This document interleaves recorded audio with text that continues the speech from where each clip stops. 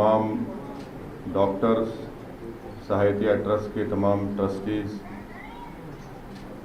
मोअज़्ज़िज़ हाज़रीन इकराम और हमारे तमाम सहाफ़त से ताल्लुक़ रखने वाले ज़िम्मेदार जर्नलिस्ट, ये बड़ी खुशी की बात है कि आज सहायतिया ट्रस्ट और मोहतरम जनाब मंजूर गौरी साहब की मेहनत और काविशों के नतीजे में आज यहाँ पर इस अस्पताल में 13 वेंटिलेटर्स बेड का इफ्तिताह किया गया, जिसमें से 3 बेड उन ख़ास कोविड पेशेंट्स के लिए मुख्तसस किए गए हैं जिनको डायलिसिस की ज़रूरत पड़ती है जब वो कोविड के शिकार होते हैं।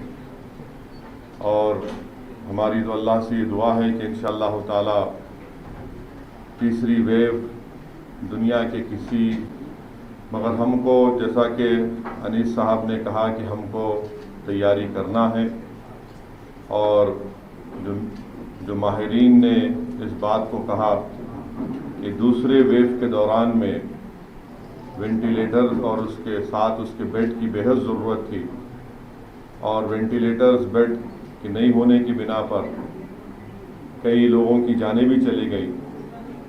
और साथ ही साथ आप और हम ये बात को जानते भी हैं कि कोविड जब होता है तो उसका इलाज बड़ा महंगा होता है। अब जाहिर है कि अस्पताल को अपने अखराजात को भी निकालना पड़ता है, क्योंकि बाहर से लोग तनख़ीद तो कर देते हैं, मगर अगर आप अनीस साहब से पूछेंगे या जो डॉक्टर साहब वहाँ पर बैठे हैं उनसे आप पूछेंगे कि कोविड के दौरान में कोई भी डॉक्टर, कोई भी नर्स 10 बार सोचते वो लोग उस अस्पताल में जाके इलाज करने के लिए, क्योंकि वो अपनी जान को ख़तरे में डालकर पेशेंट्स का इलाज करते हैं। और कई अस्पताल में 8 दिन या 9 दिन एक डॉक्टर, एक नर्स काम करते, उसके बाद फिर उनको 8-10 दिन की छुट्टी दी जाती ताकि वो दोबारा सेफ होकर उनका टेस्ट कराकर उनको अस्पताल में आकर मरीज़ों का इलाज करें। तो ये भी एक बहुत बड़ा फैक्टर है जिस पर गौर करने की ज़रूरत है। और यकीनन जैसा कि अनीस साहब ने कहा कि एक रीज़नेबल प्राइस रखकर कम से कम पैसों में इंशाअल्लाह ताला इस अस्पताल में यहाँ पर अगर खुदा ना खास्ता, लाखों बार खुदा ना खास्ता तीसरी वेव आती है कोविड का, तो फिर यहाँ पर उसका इंतज़ाम किया गया है। और अगर इंशाअल्लाह नहीं आएगी तो भी जो नॉर्मल पेशेंट्स हैं जिनको ज़रूरत पड़ेगी वेंटिलेटर की, उनके इलाज के लिए, तो यकीनन मैं समझता हूँ कि ये बहुत फ़ायदेमंद रहेगा।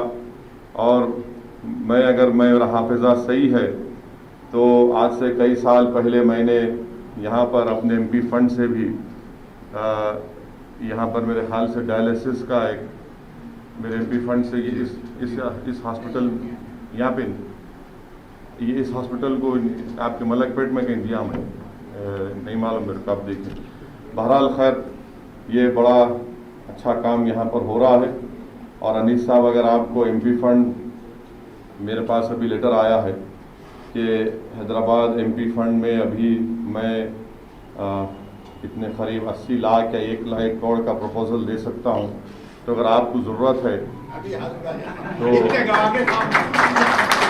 अगर आपकी ज़रूरत है तो इंशाअल्लाह ताला आप बताइए। और किस चीज़ के लिए ज़रूरत है इक्विपमेंट, अगर मेरे पहले मालूम होता तो मैं पहले बोल देता था, मगर अभी मुश्ताक से कंफर्म किया मैं, तो वही मुश्ताक ये बोले कि गवर्नमेंट ऑफ इंडिया से जो मिनिस्ट्री ऑफ स्टैटिस्टिक्स है, जो एमपी लैट की इम्प्लीमेंटेशन की वजारत है, उनके पास से ये ख़त आया कि अभी 1 करोड़ के मैं प्रपोज़ल दे सकता हूँ। तो इंशाअल्लाह ताला आप बताइए और क्या आपको चाहिए इस अस्पताल को मजबूत करने के लिए। और इंशाअल्लाह हमारा फोकस यही होना चाहिए कि हॉस्पिटल्स पर हमको तवज्जो लेने की ज़रूरत है। इसीलिए जब मंजलिस ने उस्मानिया हॉस्पिटल की नई बिल्डिंग की तामीर की बात की तो बहुत से लोग तनकीद किए कि आप पुरानी बिल्डिंग को तोड़ने की बात कर रहे हैं। मैं ये कह रहा हूँ कि हुकूमत उस्मानिया हॉस्पिटल में एक नई बिल्डिंग की ज़रूरत है, और जो लोग इसको मंजलिस पर तनकीद करने का एक बहाना बना रहे हैं वो सरासर उनकी नाइंसाफ़ी है। वो उस्मानिया हॉस्पिटल के हालात से वाकिफ़ नहीं है। वो कभी भी गवर्नमेंट के हॉस्पिटल में जाकर इलाज ना करवाए, ना उनको मालूम वहाँ के हालात क्या हैं। मैं पिछले 26-27 साल से, जब से 94 में अल्लाह सुब्हाना व तआला के फजल व करम से अवाम ने मुझे बहैसियत रुकन असम्बली चारमीनार मुंतखब किया, मैं उस्मानिया को देख रहा हूँ और दिन ब दिन उसकी हालत ख़राब होती जा रही है। नई बिल्डिंग की ज़रूरत है। अगर यहाँ पर इस अस्पताल में 13 वेंटिलेटर लगाए गए, आप अंदाज़ा लगाइए कि उस्मानिया हॉस्पिटल में सालाना 90,000 ऑपरेशन होते थे, आज वहाँ पर सिर्फ 40,000 45,000 ऑपरेशन हो रहे। हेरिटेज बचाना है बचाइए आप, मगर अगर जान बचाना है, इलाज करवाना है, कम से कम पैसों में इलाज करवाना है, तो फिर ये फैसला हमको करना पड़ेगा। और हम हुकूमत को किसी भी तरीके से ये कहकर निकलने नहीं देंगे कि नहीं आप लोग हेरिटेज की बात कर रहे हैं। हेरिटेज है बचाइए, हमको इसमें एतराज़ नहीं, मगर हेरिटेज के नाम पे आप अगर नई बिल्डिंग नहीं बनाएंगे, वहाँ पर कम से कम 20 lakh square feet buildup area की ज़रूरत है। और जो लोग मंजलिस की मुखालिफत कर रहे हैं वो नादान हैं, हकीकत वो जानते नहीं है, ज़मीन से कोई कनेक्शन नहीं है लोगों का। क्योंकि ना तो वो कोविड में आवाम के दरमियान थे, ना वो आवाम की तकलीफ को समझ सकते हैं, ना वो अस्पताल चलाने वालों की तकलीफ को समझ सकते हैं। आजकल क्या हो गया है कि बस फेसबुक पे बैठो, एक 4 मिनट का वीडियो गलाजत का निकाल दो, मैं बहुत बड़ा कौम का गाजी बन गया। काम ज़मीन पे क्या होता है, कैसे होता है, किस तरह से उसको तकलीफ उठाना पड़ता है, वो हमको देखना है। जो वरंगल की जेल को तोड़ के चीफ मिनिस्टर वहाँ पर 2-2 टावर बनाएंगे, और ये तो दारुल हुकूमत है। उस्मानिया सबसे पुराना मेडिकल कॉलेज है पूरे मुल्क का, सारी दुनिया में सारे लोग उसके डॉक्टर्स फैले हुए हैं। जब हम जाकर बलाला साहब जानते हैं कि जब हम जाकर डॉक्टर्स से मुलाकात किए तो कई डॉक्टर्स वहाँ पर आकर बोले कि सर हम लोग यहाँ पर किडनी ट्रांसप्लांट करते, हार्ट ट्रांसप्लांट करते, हमारे पास लिवर ट्रांसप्लांट होता है, हमारे पास लंग ट्रांसप्लांट करने की भी हमारे पास एक्सपर्टीज है।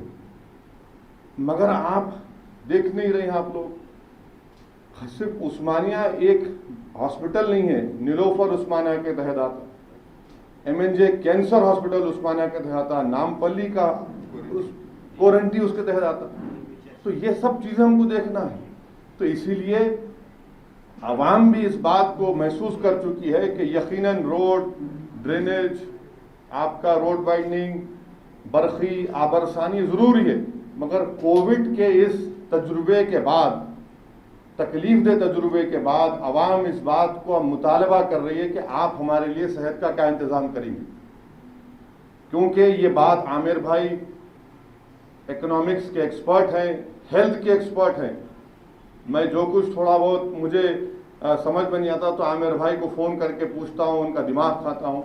आमिर भाई खुद आपको बताएंगे कि इस मुल्क में मखरूज होने का कई असबाब हैं, वजह हैं, मगर सबसे बड़ी वजह है कि अगर कोई गरीब के ख़ानदान में बीमार पड़ जाता तो वो कर्ज़ों के चक्कर में पड़ जाता है।